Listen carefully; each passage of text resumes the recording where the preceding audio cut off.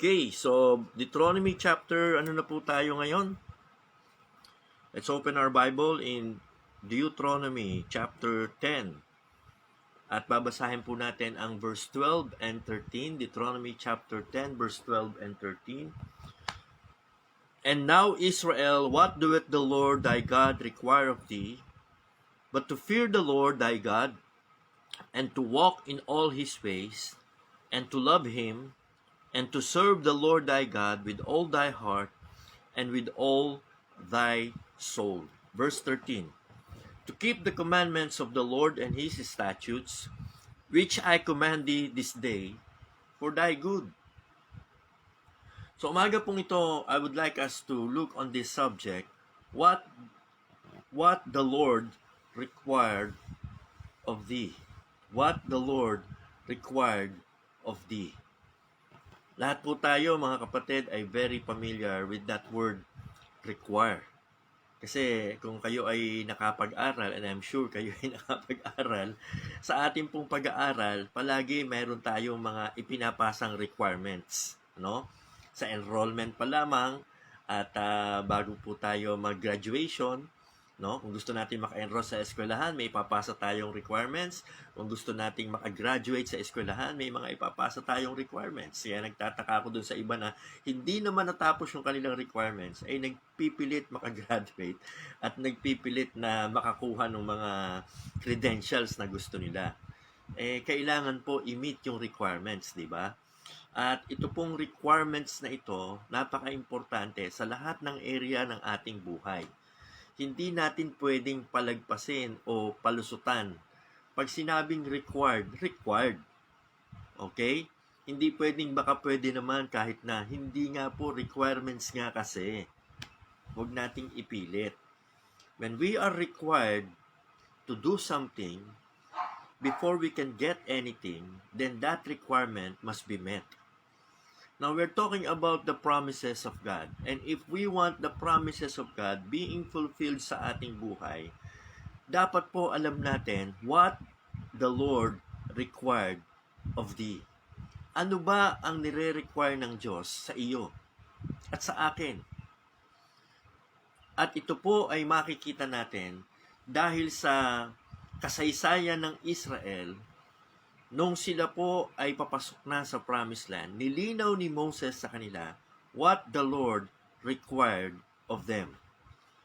Sabi po rito in verse 12, And now, Israel, what doeth the Lord thy God required of thee? At inisa-isa na po ito ni Moses.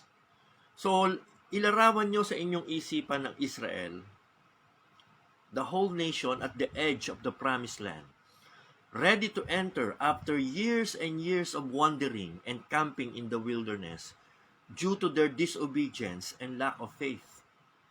40 years it took them, di po ba? Nagkaroon sila ng unang opportunity pero hindi sila pumasok.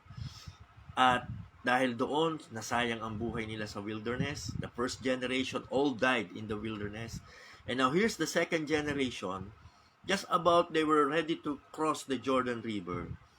Dito po sa Book of Deuteronomy, makikita po natin Moses' last words and directives to these people before he dies and they enter Canaan.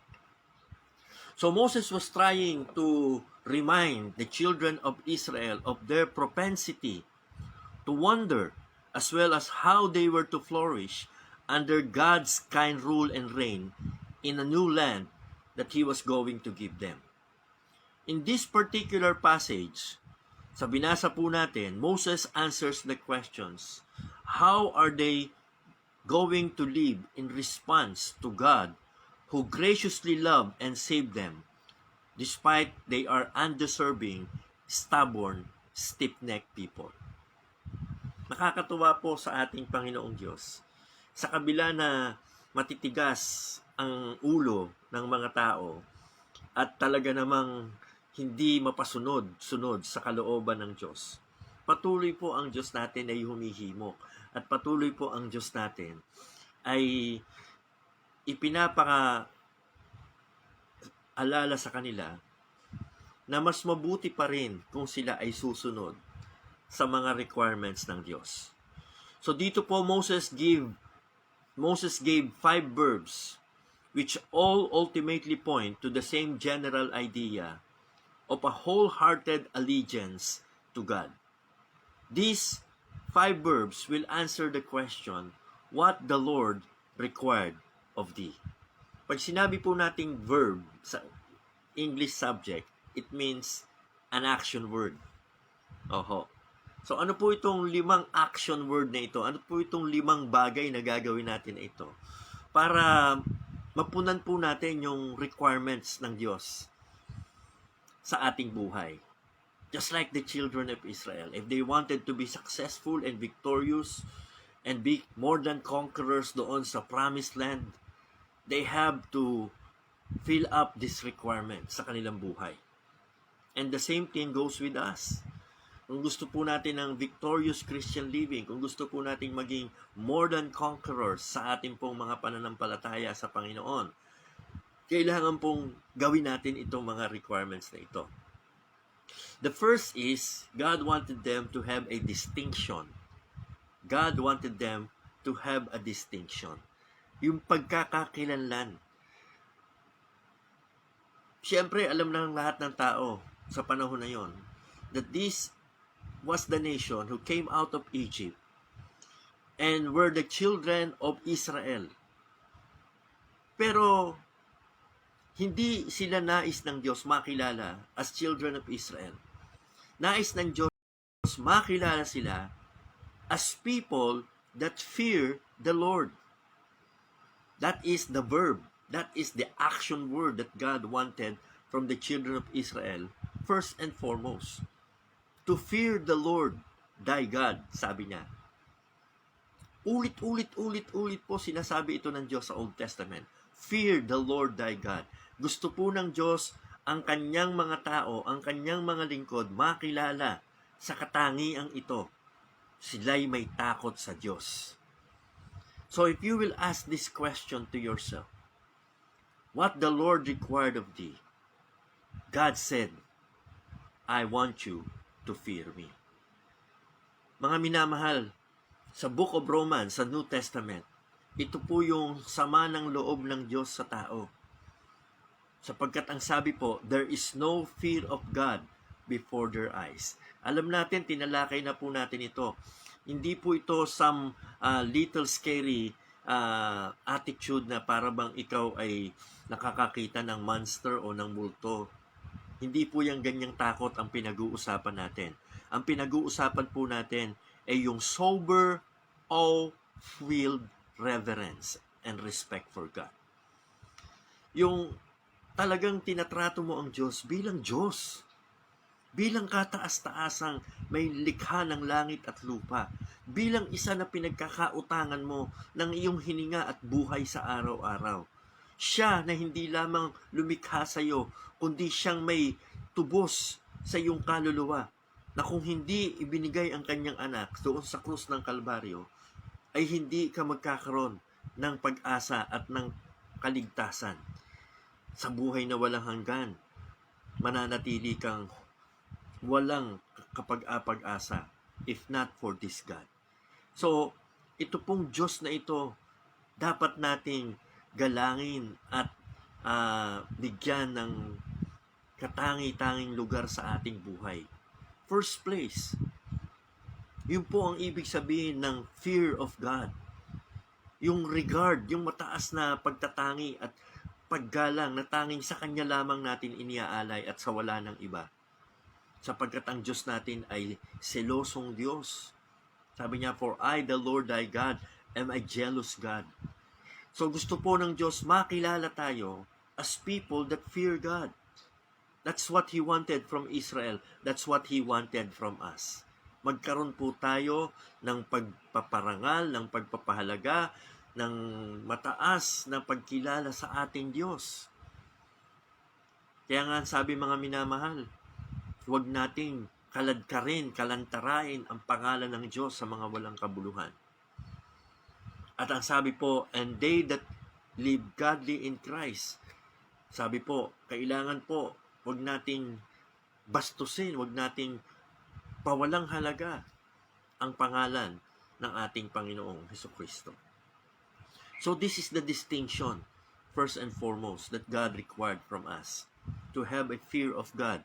Pangalawa po, nanais ng Diyos sa atin not only that we have this distinction, but we have a direction. Meron po tayo dapat direksyon sa buhay. Ang sabi po ng Panginoon dito sa ating binasa kanina, not only to fear the Lord, but to walk in all His ways. Ito po ang nais ng Diyos sa atin, magkaroon tayo ng direction, to walk in all His ways. Sabi nga po ni Watchman Nee, your walk talks and your talk talks, but your walk talks louder than your talk. Yan. Kasi una, pinag-usapan natin pagkakakilanlan, di ba? At marami, kala nila, sila ay makikilala sa kanilang mga sinasabi. Pero hindi po. Mas nakikilala po tayo sa direksyon ng ating buhay. How we walk, how we conduct our lives, how we behave ourselves in the house of God. Yun po yung walk eh. Ang nais po ng Panginoon, in all thy ways, acknowledge Him, and He shall direct thy paths. We should be a people that won't move an inch unless we knew very well this is how God is leading us. This is how the Lord is asking us to live. Kailangan po alam natin palagi we have the leadership of God sa ating buhay. That He direct our ways. Yan po ang nais ng Panginoon. Kaya nga sabi ni Jesus Christ sa John 8:12, I am the light of the world. He that followeth me shall not walk in darkness, but will have the light of life. Sa sa sulat po ni Apostle John, sa 1 John, di ba, sabi niya, if we walk in the light as He is in the light, we have fellowship one with another, and the blood of Jesus Christ His Son cleanseth us from all sin. If we say that we have not sinned, we deceive ourselves, and the truth is not in us. If we confess our sins, He is faithful and just to forgive us our sins and to cleanse us from all unrighteousness. So yung Christian walk, mga minamahal, ang buhay natin ay under the direction of God, means that we are not living a life that pretends to be holy when we are sinful. Hindi po ito holier than thou attitude. Hindi po ito banal-banalan. Hindi po ito parang tila baga ikaw ay hindi nagkakasala. Kung hindi in your walk, it means that you are acknowledging every day that if not for the grace and mercy of God, you will not be in the right path. Sabi nga po ni David, He restoreth my soul. He leadeth me in the paths of righteousness for His name's sake. That's the kind of walk that we should take, mga minamahal. A walk that is humble, a walk that recognizes our sinfulness before God. And yet, we ask God to cleanse us from our sins so that we can walk in the light and not in darkness. So, God requires from us a distinction to fear His name and to have a direction to walk in His ways. Pangatlo po, mga minamahal, na makikita po natin dito, not only distinction and direction, but also devotion. Devotion. Ano po ang sinabi dyan sa Deuteronomy chapter 10? To fear the Lord, to walk in all His ways, and to love Him. To love Him. Alam po ninyo, 5 po itong nire-require na ito ng Diyos. 1, 2, 3, 4, 5. Ano po ang gitna? Yung third.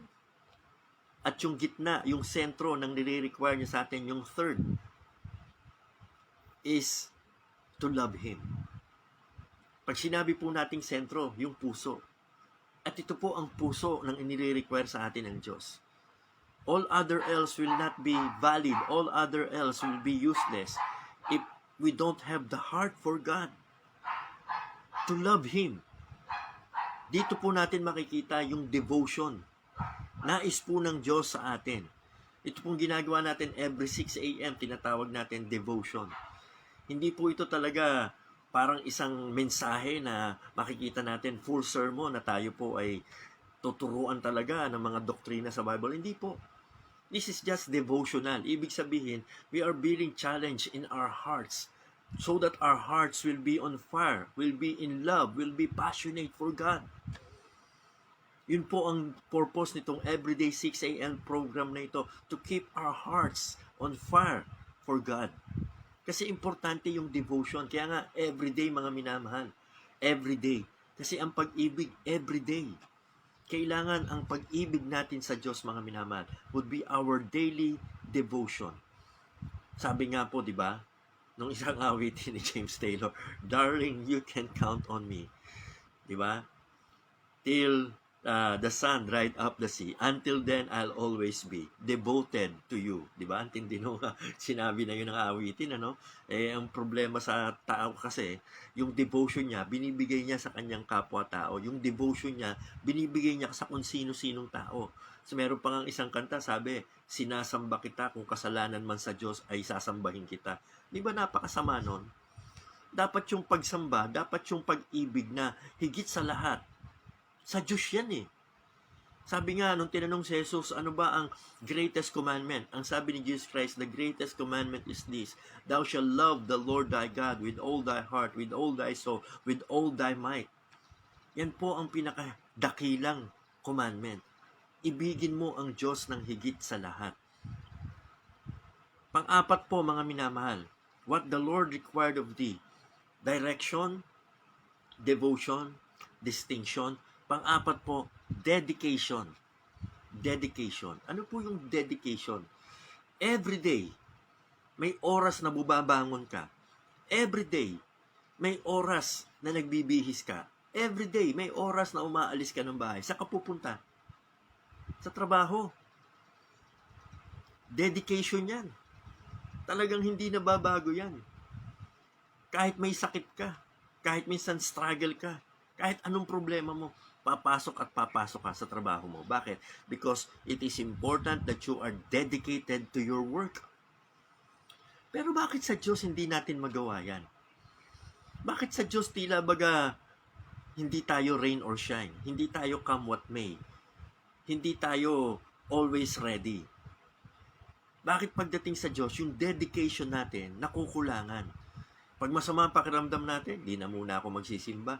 Pagka medyo may problema tayo, hindi na muna ako maglilingkod. Mali po yun eh. Ang sabi po rito, mga minamahal, to fear the Lord thy God, to walk in all His ways, to love Him, and to serve with all thy heart. Nais po ng Panginoon na tayo'y mag-serve sa Kanya. It is important for the children of Israel, if they are going to possess and conquer the promised land, that they serve the Lord. Sabi mo, di ba sapat na mahal ko ang Panginoon? Well, if you really love the Lord, you will serve Him. Paano mo mapapatunayang may takot ka sa Diyos? Paano mo mapapatunayan na ang direction mo ay under the leadership of God? Paano mo mapapatunayan na ang puso mo ay talagang ang itinitibok ay ang Diyos if you will not serve Him?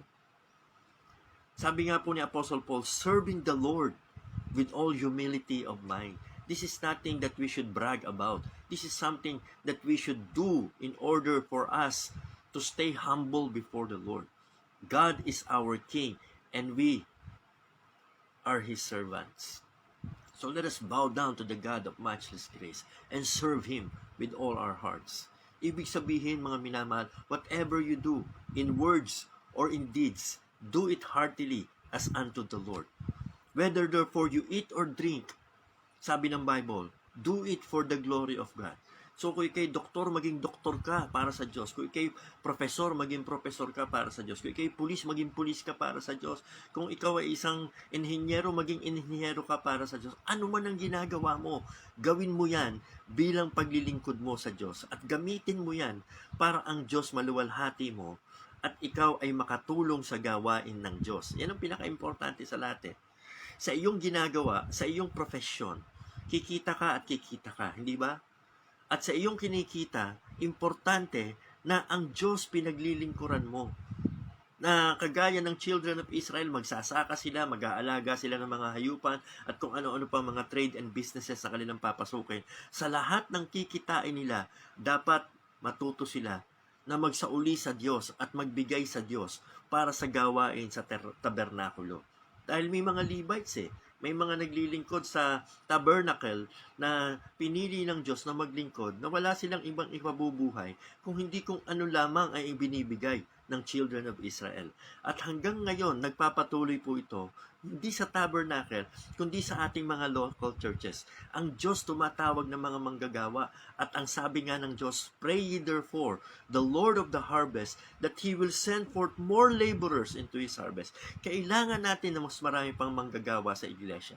Pero paano dadami ang manggagawa sa iglesia? Kung ang mga manggagawa sa iglesia pinababayaan ng mga mananampalataya.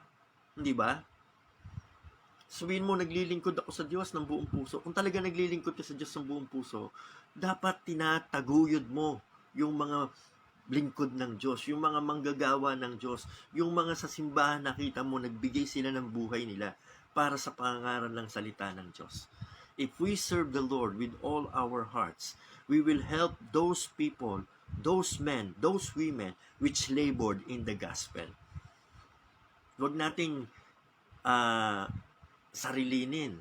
Huwag nating kimkimin ang mga pagpapala ng Diyos sa ating buhay. Let us, sabi nga po sa pinag-aralan namin kahapon sa mensahe, sa Galatians chapter 6 verse 10, let us do good unto all men, especially unto them who are of the household of faith. So bago nyo tulungan ng kung sino-sinong tao at maglingkod kayo sa Diyos para sa inyong pagtulong sa kung sino-sinong tao, taguyod nyo muna. Tulungan nyo muna ang inyong pastor, ang inyong mga kamanggagawa, yung mga lingkod ng Diyos. Kasi kung ikaw lingkod ka, tutulungan mo yung kapwa lingkod mo. Lord thy God, let's be dedicated to the house of the Lord. Let's build us to speak in the gospel. May panawagan ka sa gawin mo at huwag kang kasi hindi ka naman pababayaan ng Diyos. Let us serve the Lord in the full-time ministry if that is the direction God is leading you. But if not, let us help them. Let us help them who had given their lives in the service of the King. Panghuli, nakita natin yung distinction to fear the Lord. Nakita natin yung direction to walk in His ways. Nakita natin yung devotion to love with all thine heart. At nakita po natin yung dedication to serve the Lord. At ngayon, panghuli mga minamahal, yung determination. Yung determination. Once the children of Israel occupy the promised land, they will be tempted and seduced to live like the rest of other nations around them, to be influenced by their sinful living, and to compromise with the rest of these pagan nations. And that is what God emphatically told them not to do. God wanted them to keep the commandments of the Lord and His statutes for thy good. Sabi ng Panginoon in Deuteronomy chapter 10 verse 13, for thy good. This determination the children of Israel must have. They should not move an inch from it. Hindi nila kailangang mag-compromise, hindi nila kailangan ma-influence by other pagan nations because they have their own standards of living. God gave them the statutes, the commandments, which He commanded them for their good. Tandaan nyo mabuti mga minamahal. Palagi at iisipin nyo lagi na ang mga kautusan ng Diyos ay para sa ating kabutihan. Sino nagsasabi na hindi na natin kailangan ng kautusan kasi we're under grace na? Hindi na natin kailangan ng law kasi we're under grace na. They're not telling you correctly. Despite that we are under grace, we still should be determined to follow the will of God according to His Word. Because that is how we can walk in His ways. Importante po sa Diyos that we keep His commandments. Kung alam natin, syempre, we are not perfect. Syempre, nagkakamali tayo, nagkakasala tayo. But the determination must be there. The motivation must be there. The intention must be there. Kailangan po mga minamahal in our hearts. Huwag tayong mamumuhay na para bang bahala na. Kahit na papano. Basta ito gusto ko. Hindi, ako masusunod. Hindi ganon. We have our Master. We have our God as our Lord. Ang sabi nga ni Jesus Christ sa kanyang mga disciples, "Why call ye me Lord and do not the things which I say?" So, dapat determinado tayo. Dapat tutok tayo. Dapat talagang araw-araw. We are aware of this. I am under the commandment of my God. God is my commander-in-chief. He is my master. I am not the master. He is my captain. I am not the captain. I have to follow where He leads. Sabi nga po ng awitin, wherever He leads, I'll go. Wherever He leads, I'll go. I'll follow my God who loves me so. Wherever He leads, I'll go. Mga minamahal, sana po, ito pong 5 bagay na ito ang siyang pasiglahin natin sa ating buhay. Na tayo po ay makikilala, may distinction as people who fear God. Na tayo po mga minamahal, makikita sa atin ang direction natin. We walk in His ways. Na sa atin makikita ang devotion. That there's none like God that we will love, but God Himself and Him alone. At makikita po sa atin yung dedication natin, yung talagang pagdating sa gawain ng Diyos, tutukan talaga, walang bibitaw, walang susuko, walang aayaw, walang manlalamig. At pagdating po sa kautusan ng Diyos, hindi tayo magsasabi na, hindi ako makakasunod. Ayoko ng rules and regulations sa buhay ko. Gusto ko free as a bird. Gusto ko free-spirited lang ako, no? We cannot be free-spirited. We should be led by the Spirit of God. We should follow as He leads. Sabi nga po, we must decide to follow the Lord in all His ways. This is Pastor Jess Marasigan. Sana po sa umagang ito, minsan pa, you had been challenged from the Word of God. For thy good. For thy good. Tandaan po ninyo. That's always the key word to this. For thy good. Kasi mga minamahal, hindi naman ang Diyos nag-iisip ng masama sa atin. In fact, mga minamahal, alam ng Diyos mahirap sa atin lahat ng ito. Alam ng Diyos imposible sa atin itong 5 ito na magampanan natin by our own selves. And that is why we have in this earthen vessel the treasure, the Holy Spirit of God, given to us on that day we trusted Jesus Christ as our Savior. The Holy Spirit of God is our power. The Holy Spirit of God is the third person in the Godhead that will empower us dito sa 5 bagay na ito. Kaya nga po, salamat sa Panginoong Jesus who died on the cross for our sins. Because nung si Jesus Christ ay namatay sa krus at nagbubuo ng kanyang dugo, ang katubusan sa ating kasalanan ay napasa atin. Sa pananampalataya sa Panginoong Hesukristo, we have the redemption in His blood, the forgiveness of our sins. And now, we can live a life according to God's will, by the help of God, by the Holy Spirit of God. Kaya pong sabi sa Bible, we must be led by the Spirit of God. And as many as were led by the Spirit of God, they are the sons of God. We cannot do it on our own. Sabi nga po ni Jesus Christ, without me, you can do nothing. So sabi mo, Pastor, parang hirap-hirap naman yung 5 na yan. Hindi po yan mahirap kung tayo po ay magsusuko ng buhay natin sa Panginoon. Kung araw-araw hihingin po natin ang gabay ng Panginoon, lalo na ng ating banal na Espiritu. So tayo po, mga minamahal, lagi at palagi natin hingin sa Diyos to fill us with the Holy Spirit of God and allow the Word of God na siyang maging foundation ng buhay natin upang tayo po ay tumibay sa pananampalataya. God bless at sana po ay share natin ito. Let others know that Jesus saves. Not religion, not righteousness, not religious workers. Ang kaligtasan po natin wala sa mga religious leaders. Ang kaligtasan po natin na kay Jesus Christ lamang. Wala sa mga pare, wala sa mga pastor, wala sa mga ministro, wala sa kahit sino ang makapagliligtas ng inyong kaluluwa kung hindi ang Panginoong Hesukristo lamang. Trust Him today. Take Him as your Savior. Cling on the cross. What Christ has done on the cross is enough for our salvation. Let us pray. Lord, salamat po sa umagang ito.